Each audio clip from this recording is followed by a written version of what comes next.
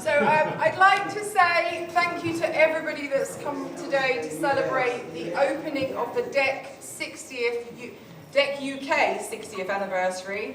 I've already got goosebumps just having you all here in the same room. So it's a small exhibition, but we've worked really, really, really hard. I say we, our engineers and our volunteers, to bring some machines to life. We hope you enjoy it, and please come in, but it's small, so bear with us, all right? Ready? 1, 2, 3, go. Yay!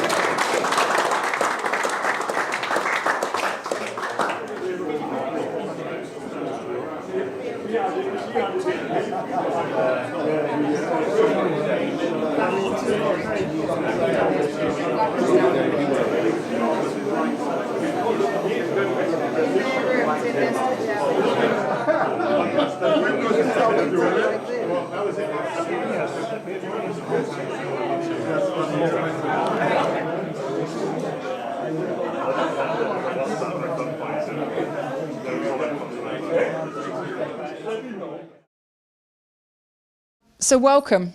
It's Saturday the 20th of July 2024, and this room is filled with amazing individuals that have a connection or a history with DEC.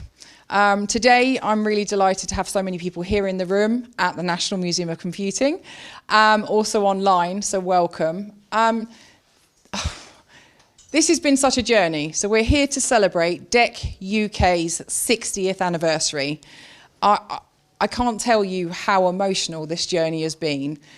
I didn't know a lot about DEC, although I work here, and I still need to learn a lot more, but I have to say that I've worked with some amazing people. So I've got Gavin Clark here to my left, and I've got Brendan Carr here to my right, and also everybody in this room who have enabled us to not only preserve history, but bring it back to life. So our exhibition is small, but it's been beautifully curated by some amazing, amazing volunteers, but also those people that worked at DEC that have shared their knowledge for future generations.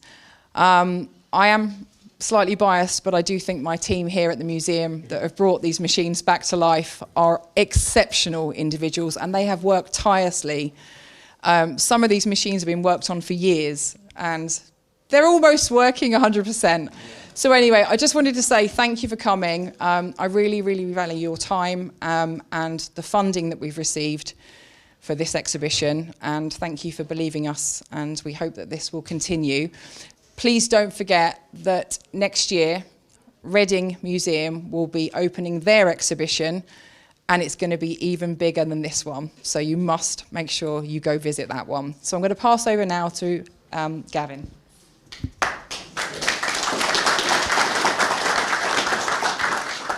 Thank you very much. Thanks, Jackie. Hello, I'm Gavin, but you probably knew that already. I've interviewed several of you in quite a lot of detail as well, so I know the introduction.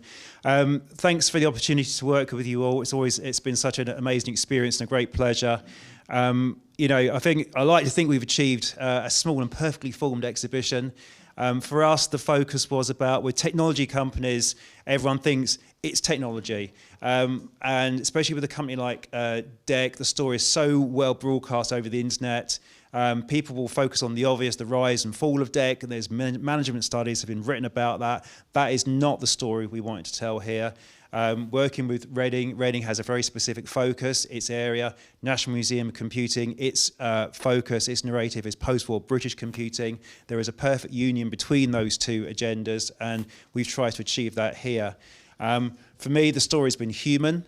Like I said, there is a focus, especially in innovation and technology and engineering, to focus on the bits, the pieces, the speeds, the feeds. That's great, but the people bring that stuff to life. Every object has a story, and the people have stories behind that as well. So we've made a great play of focusing on the individuals within that, and how they came to DEC, what they did at DEC, how DEC transformed them as well. So hopefully that's come across. And we're looking forward, I'm personally looking forward to taking that to the next level with Reading as well, when we kind of give you, I'd say part 2, or is it part 3, I'm not quite sure, of the story. So thank you very much for helping us in this. We couldn't have done this without any of you as well. You know, everyone has been a part of the story. It's been a privilege to work with you all. Thank you very much.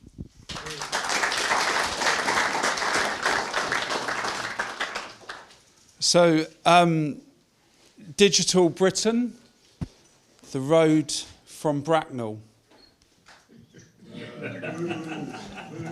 Well, no, and it could well have been, but I think the road from Reading has got more of a ring to it. But it could have been the road from Bracknell, because as we've discovered through the research, John Leng, when he arrived in England, started the business from a public phone box in Bracknell, and it was then that he started. It would be this first, and it was obvious that he needed some more office space.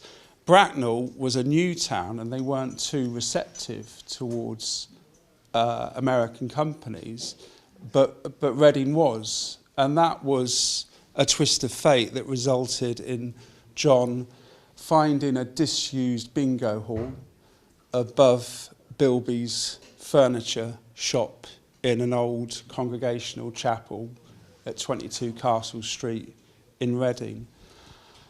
And the rest, you know, really truly is history. But that story was one that could have been lost in the mists of time. And we secured the funding from the National Heritage Lottery Fund on the basis that our project could do two things, which was to protect a heritage at risk and to involve more people with heritage. And it's great that we got the National Lottery Heritage funding, because it demonstrated a seal of approval and the fact that we were into a really important subject area to cover. So that's what we've been doing, and it was through the good work with DECUS and DEXODUS that we were able to make this really important link with the National Museum of Computing and develop this really important partnership. So we have, obviously, the National Lottery Heritage Fund players to thank for helping us to bring this project into fruition, but we mustn't forget some of the individuals as well, and I would put at the top of that list, and I'm sure we'd all agree, was Tony Corbyn. He understood that heritage was at risk.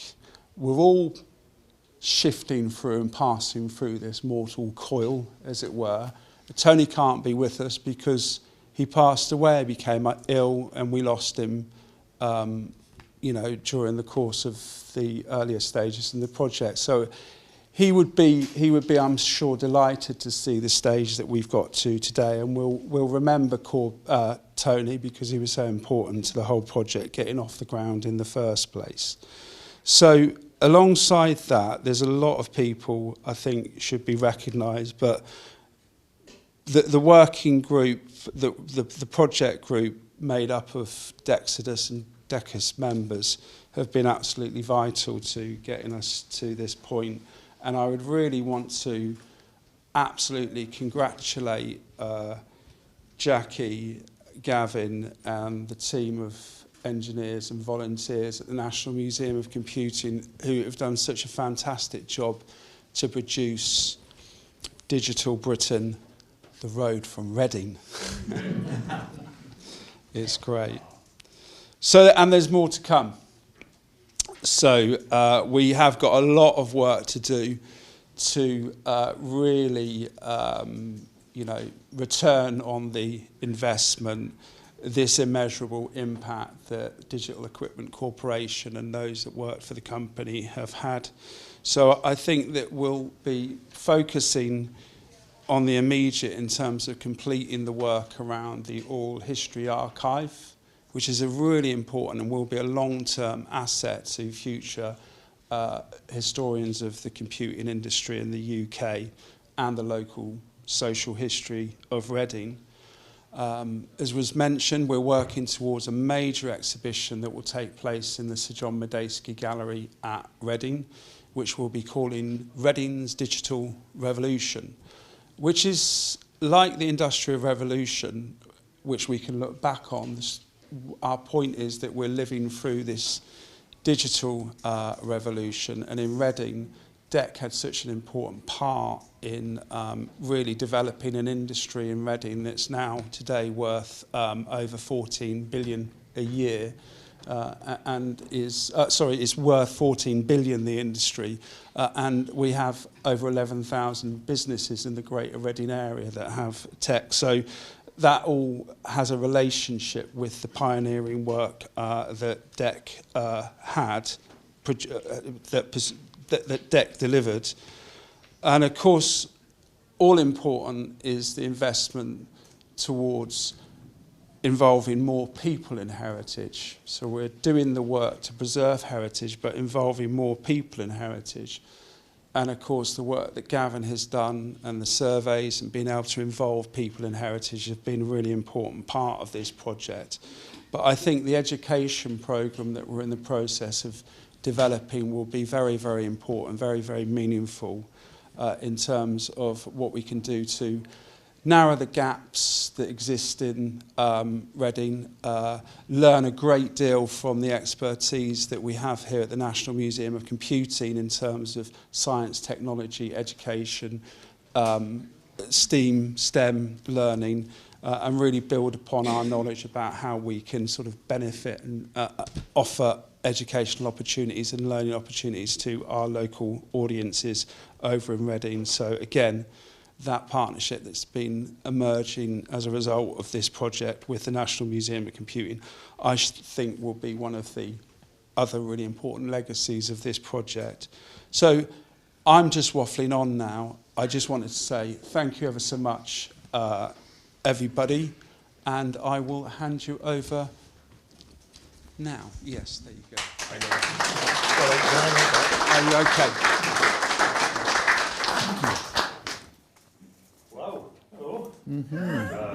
I'm Gerald. Now, unlike a lot of people here, I've never worked at digital, but I've been a customer of them for many years. I'll give you an idea of how many years because of the size of the font on my notes now, right?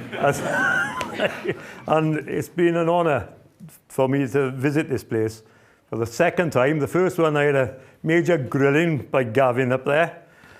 Yes, and I must have lost some of my powers of observation because even though I've been looking very carefully, I've not seen Benedict Cumberbatch anywhere around here.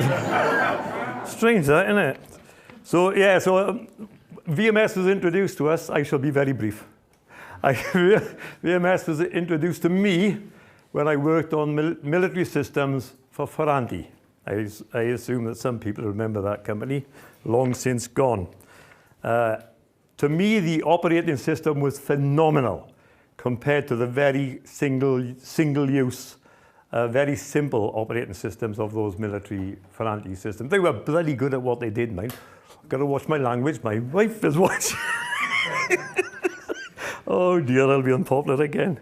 And we did think that when these things turned up, we did think that we were pioneering with these systems. And there was some hardware and software pioneering efforts taking place with them interfacing to the military systems. A little example of how we use the tools. Now, I've been videoed for this, and yeah, I'm officially a museum exhibit now, which came as a surprise to me and my son here. That was embarrassing, but there we are. And a quick example, I did see in one of the exhibits there, a VMS monitor screen, which showed the performance of the systems, right? So I sort of, when I was a team leader at Plessy Defence Systems, I enhanced those a bit to get nice big prints, so as the senior managers could understand them, right? Not many syllables and all that type of stuff, right?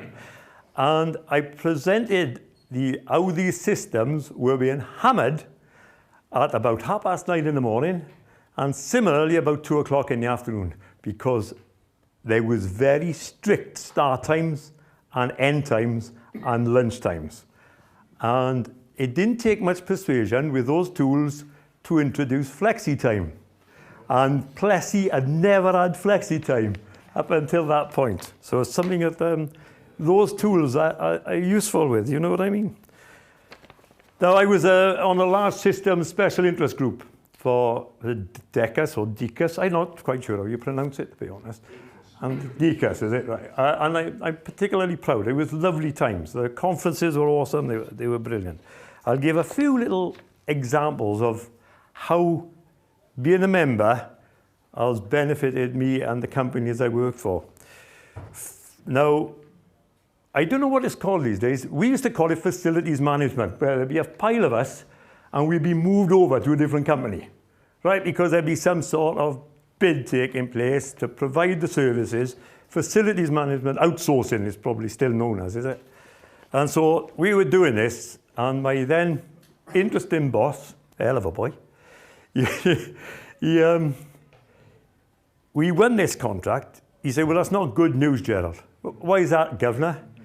Because now we've got to deliver on it. And what we had to deliver on was something we'd never done before, was a formal help desk service with desktop support included. Now, we did a sort of incident management thing, though it wasn't called that then, for VMS, HPE, I think, the HP systems in any case, right? So we did a good job on that. But this was a whole new ball game, with the PCs now being used as terminal emulators and all that. So the boss said to me, I'd like you to run it, Gerald. I said, but I got no experience in desktop support whatsoever. I said, why do you want me to run it? Well, you're the nearest thing to a manager I have. I said, that's a vote of confidence if I ever was, wasn't it, right? So this was, it had to be delivered in 6 weeks, right? Now, the timescales these days are ridiculous. So I didn't have a clue about project management either. However, we had some very, very nice neighbours, Andy and Leslie, if you remember. Mike was a software engineer at Plessy's. His wife was a project manager at Docklands Light Railway. So by damn, she knew her stuff. So I told her my little problem. I need to learn project management skills a bit quick. Bring the wine and the beer, Gerald, I'll sort you out. And off we went. And I learned quite a bit in those few little sessions. However, I made a little note here. I told the boss, Joe, I said, how I'd like to run this. Yeah, he said, fair enough. And I can remember, even though there was a smoking ban at the time on the site, he kept the windows shut in his office so nobody'd see him smoking. So it was like a flaming opium den in there. He was one of those type of managers, you know, the rules apply to everybody else.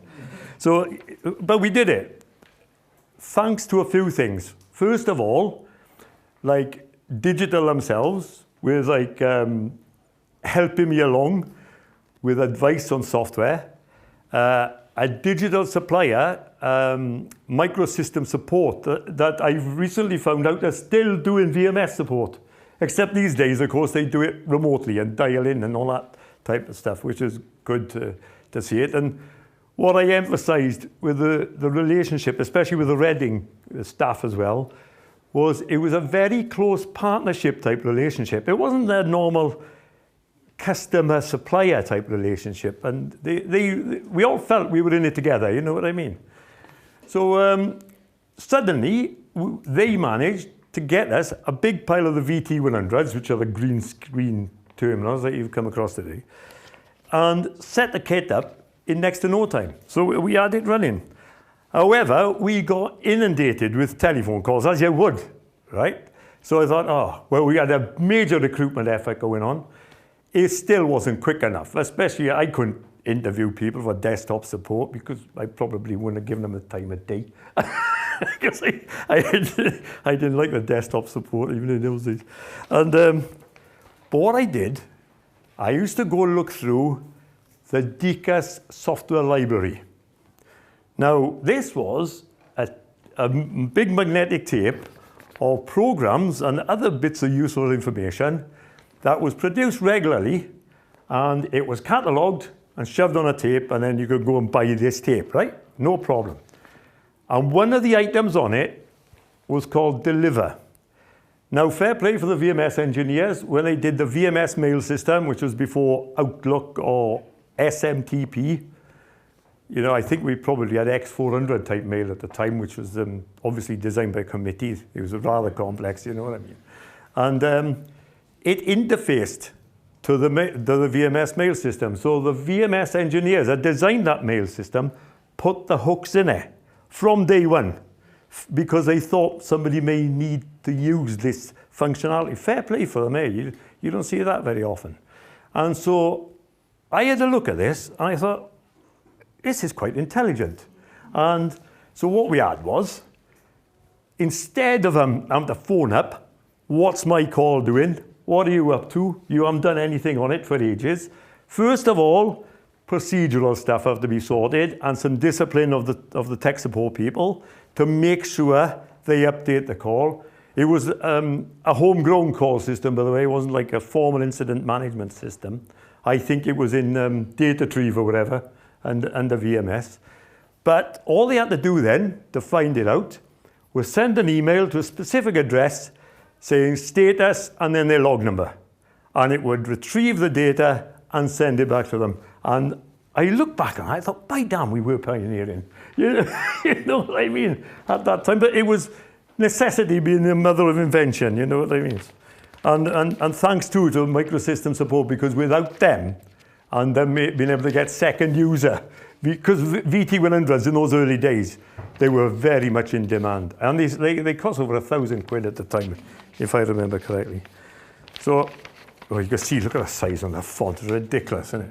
So my time at the large systems thing, I saw a Cray in there. I remember seeing one in, I think it may have been BP, where it was being fed data from VMS systems.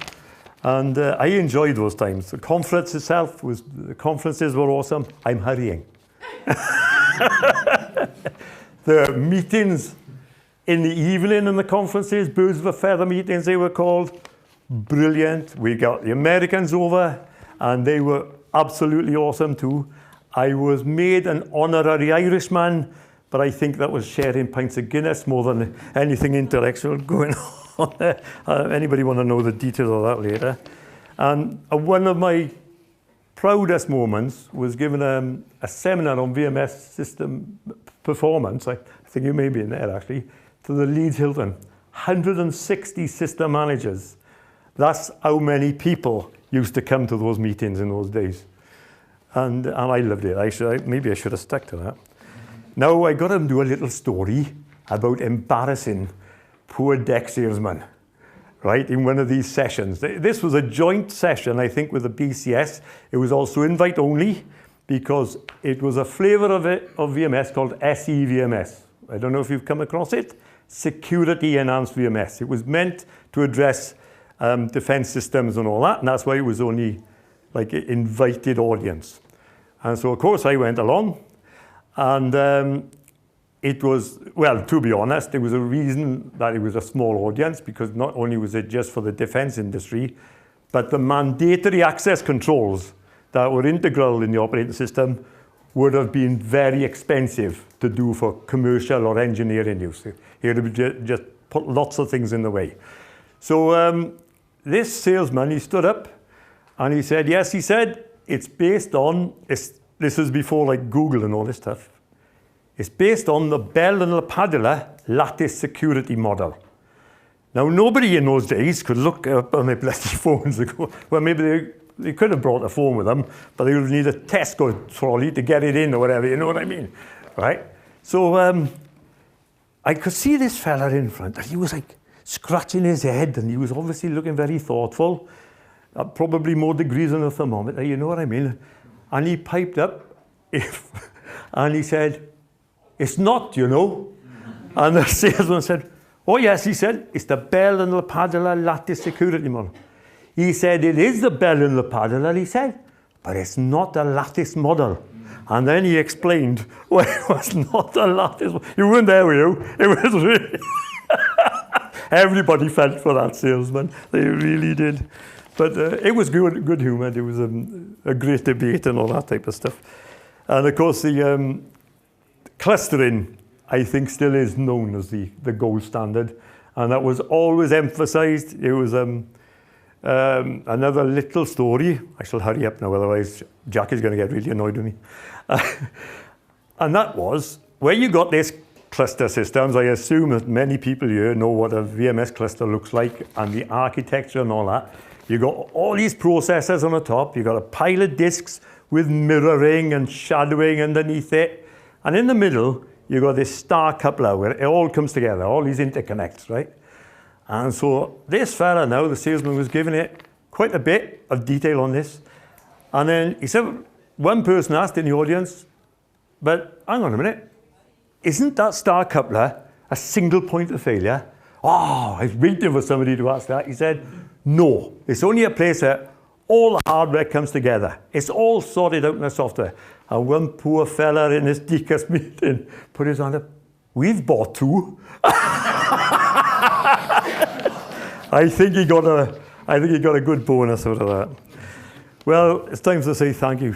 Thank you for this opportunity. It's been absolutely brilliant. Where's my little book? I think I was picked up on because I was son of a miner more than anything else, right? Now, I've always prided myself on knowing the history of computing.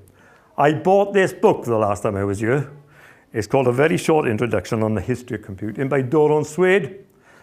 And I know absolutely nothing compared to this fella. Now, I'm not going to learn any much more from reading this, but I'm going to give it to anybody that's going to give a good donation to the museum today. Don't let them buy their own. Hey? Oh, yeah! Thank you very much. Thank you. There you go. I'm next. Right, mine's worse then. I've got 3 pages here. I'm going to take 2 off you here.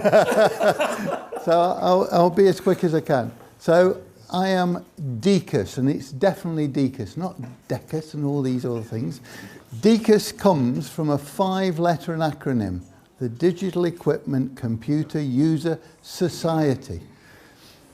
1962, it was formed in America, and every country in Europe and any other continent in the world where there was a DEC office, a digital user group was formed.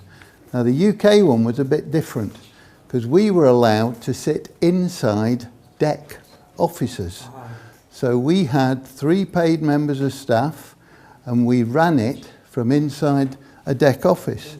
And we kept on running it post-DEC days into HB days, and then we moved into a partner.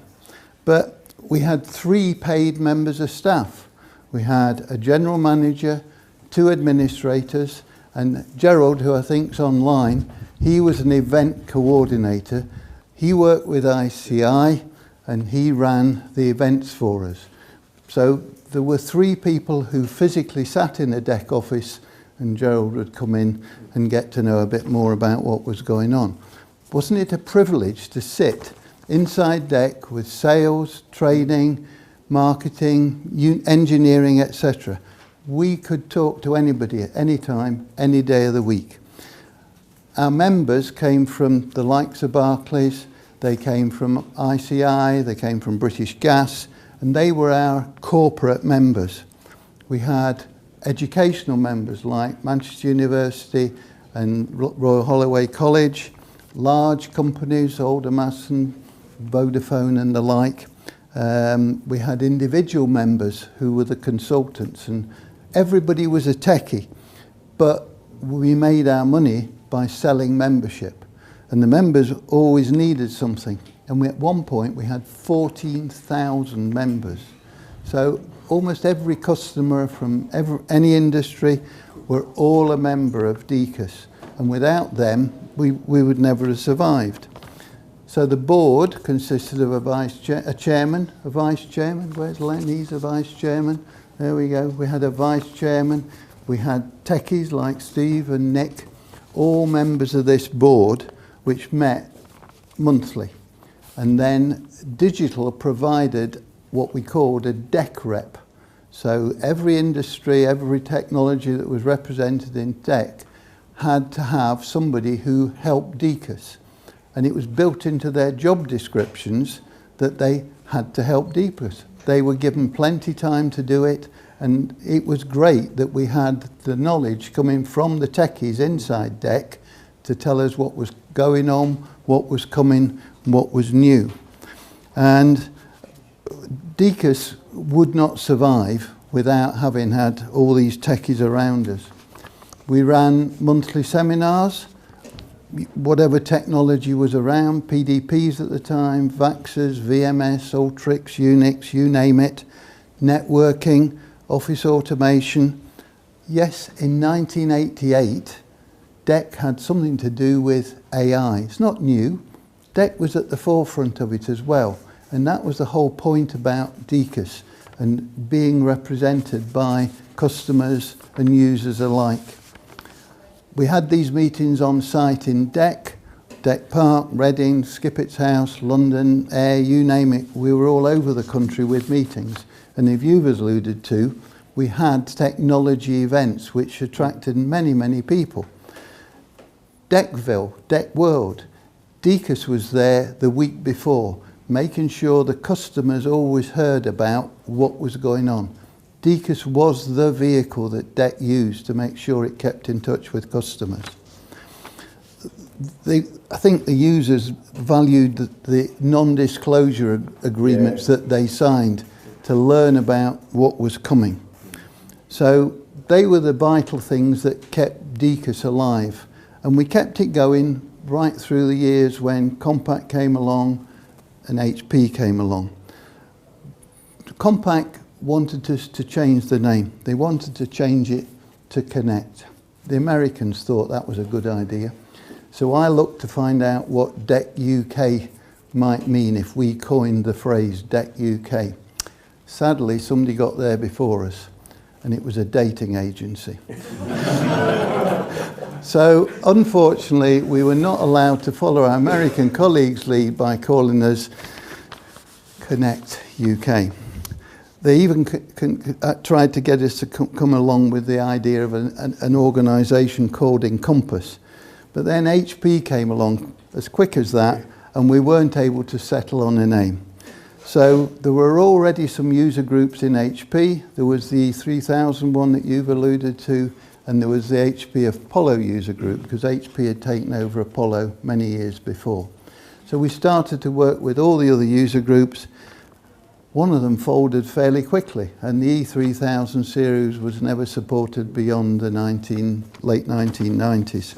So we then had to go back and say, we're not going to call it Encompass either, because Connect didn't work, Encompass wasn't going to work, and we called it what it said on the tin, the HP user group, HP UG UK Limited.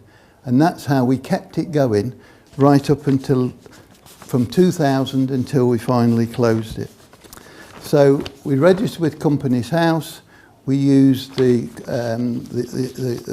accreditation from Apollo user groups, and we coined the phrase, and we lived on till 2022. We stayed on inside HP. We had offices in Bracknell, and we were welcome still to meet all the people who work for DEC, HP, Compaq, etc. So when HP UG formally closed in April 22 at our annual general meeting, we agreed that we would have to find, because it said in the articles of memorandum, we had to find, and I quote, a like-minded organisation to share our assets with. So, how am I going to find one of them? So, we had our AGM. The National Museum was mentioned somewhere in that meeting. And DECODUS, bless them, organised a meeting on September the 20th, not the 20th of July. On September the 20th, DECODUS came here with all its members coming around. I was a member of DECODUS, and I rang Jackie as the curator. I didn't know Jackie then. Rang Jackie, and we had a very important meeting, didn't we? We did. And as they say, the rest is history, because this like-minded body called the National Computing Museum would be very, very keen to find use for the £20,000 that I had in my back pocket. So my £20,000 became useful a bit later on in times, because little did I know that Tony and the folks at DECODUS were talking about what to do with Jeff Shingle's archive. So you were already talking to the likes of Brendan. I was talking to Jackie. I'm a member of DECUS. Let's make sense of this, folks. Let's try and put something together. And here we are today. The £20,000 seed money from DECUS helped to get the lottery funding, and look what we've got today. Thank you all to the team that helped put this together. Your vision, your enthusiasm is absolutely amazing.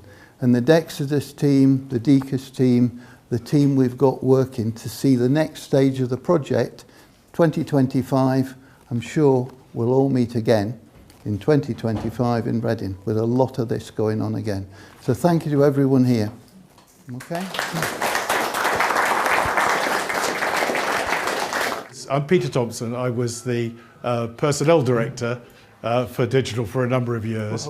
And one of the things about DEC's climate and culture, as many of you here will know, was an informality.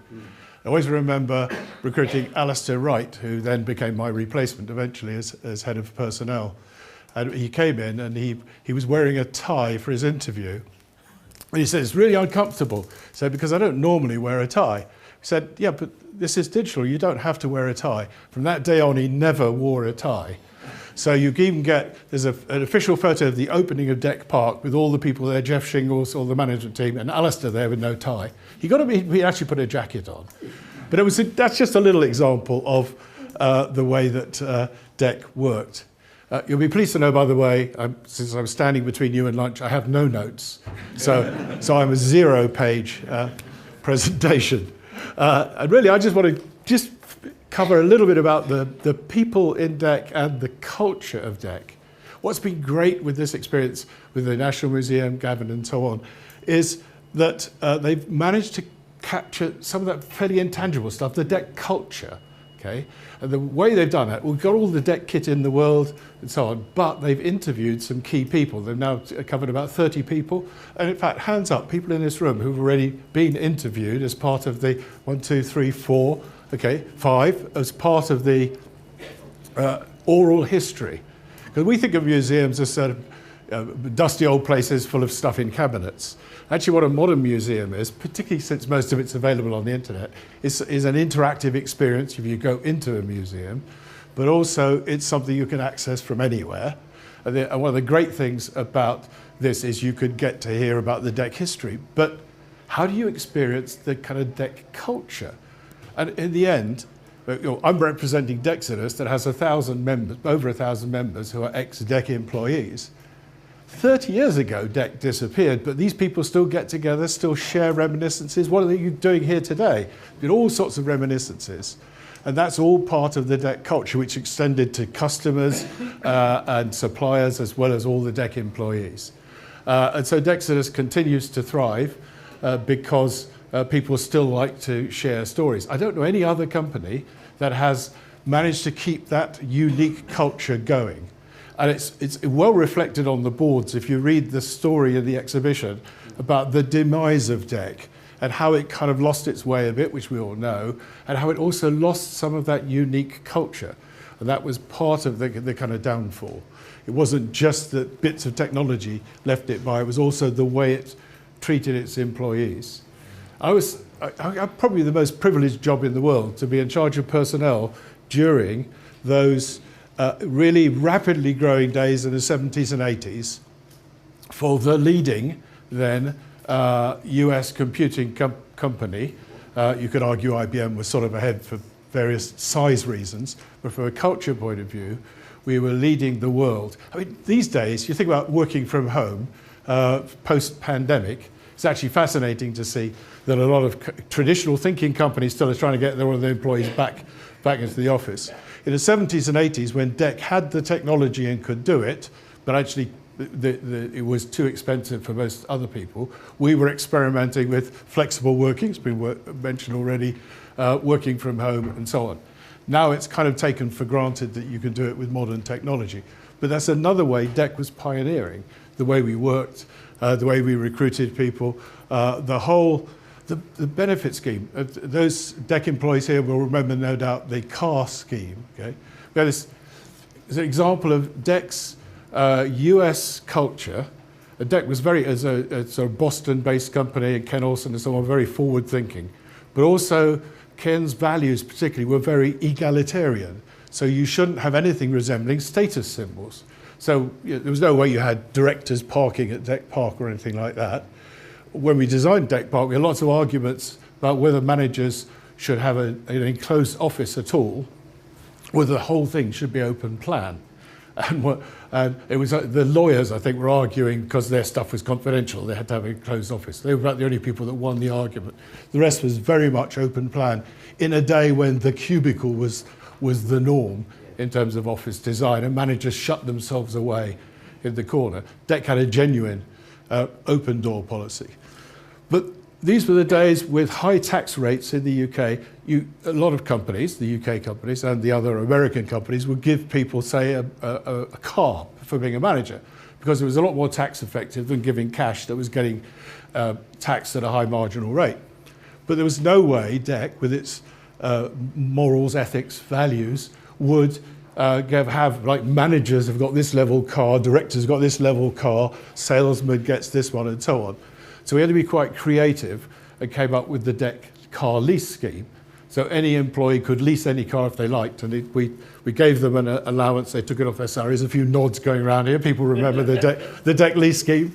And that's a kind of little example of how we managed to adapt local practice, in that case compensation, to the values of DEC that it really wanted to hold on to. And that's what we managed to do. Jeff Shingle's name's been mentioned here, and I think he was a good embodiment of the DEC culture and values. And just one quote from Jeff when I worked for him, he always said to me, he said, look, I don't mind how many mistakes you make doing your job, as long as you only make them once. And that was DEC. It would allow you to experiment and do things, in fact, encourage you to experiment and do things differently and learn from it, okay? And that meant that DEC employees were kind of brave enough to try new things and learn from them and progress. And it was a very supportive environment. So that's enough on the DEC culture. Now, I think here you're going to get a nice lunch from Jackie and hosting. So if somebody wants to come from the museum and explain what the next step is, that would be great. But thank you all very much for your support.